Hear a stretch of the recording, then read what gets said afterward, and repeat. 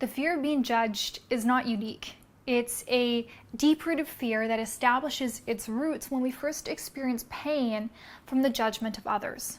Therefore, if you want to get over the fear of being judged, you first have to stop making judgments about others. When you understand the root of all judgment, it loses its grasp on you. There's always going to be people out there who are going to criticize and who are going to judge you. But those comments won't affect you when you see them for what they really are instead of creating meanings about them.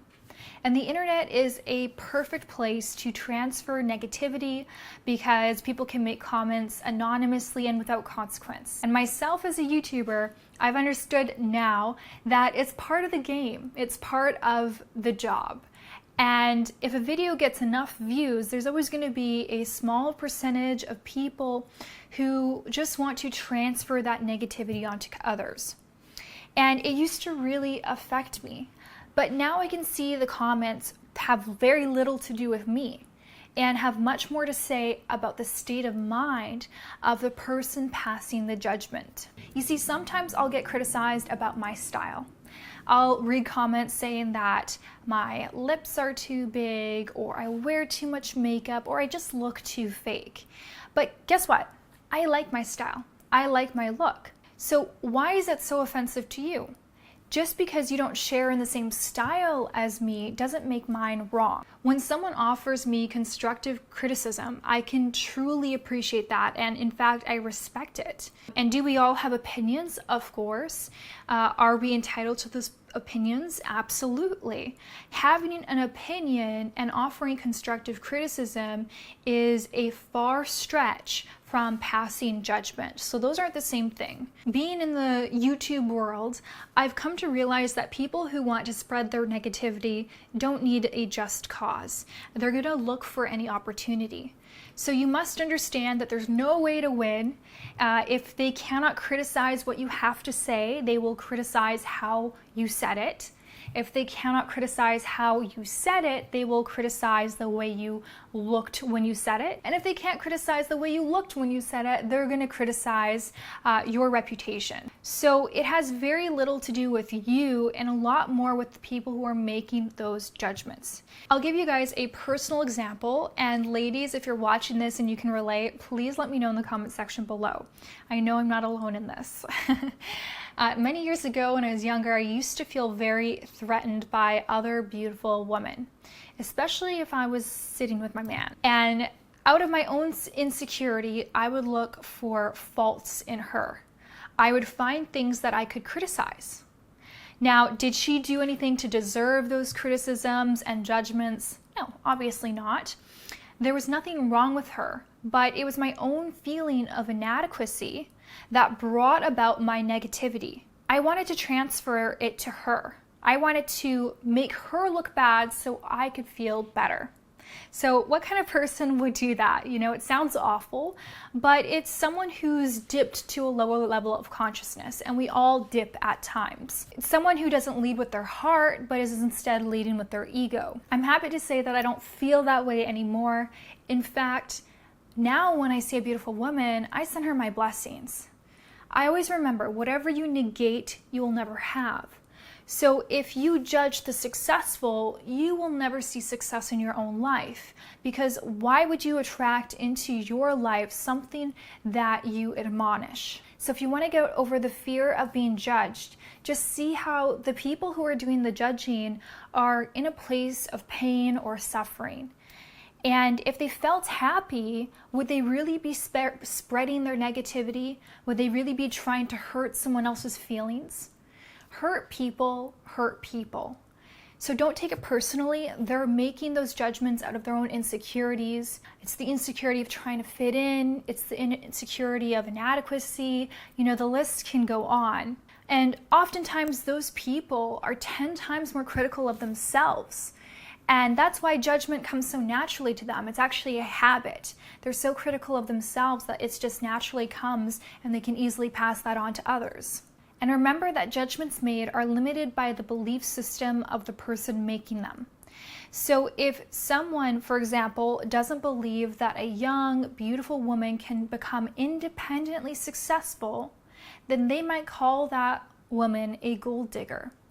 Now, even if it's not truth, it will be truth to them based on their own experience in life or in their belief system. And if you're struggling with passing judgment, consider the fact that you might not know the full story. You don't have an omniscient point of view. So I live in Panama, and in Panama, if you are going to go out at night in the city, you're going to go to the old town. And if you go to the old town at night, you're going to meet a lot of young, beautiful women. And many of those women are escorts. And the easy thing to do is to judge those women for prostituting their bodies. But if you suspend your judgmentalism for a moment and replace it with curiosity, you might ask one of those women her story. And you might discover that she's actually from Venezuela, a country in total ruin. She has 3 kids. Her husband passed or is no longer in the picture. And this is the best way she knows how to make enough money to send it home to support her family. So doesn't mean that you think that the act is right or wrong, but maybe you won't be so quick to judge her when you see how she is just a mother lioness trying to do whatever she can to protect her family. So catch yourself. Every time you're about to pass a judgment or criticism, ask yourself, where is this coming from? And you might realize that the place in which the judgment arises is the place in which the fear of judgment originates. The less you judge others, the less they'll judge you, and the less those judgments will affect you.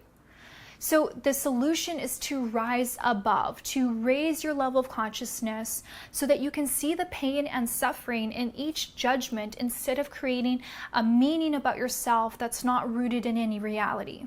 And simultaneously, as you become more conscious, you'll naturally leave the judgments at the door.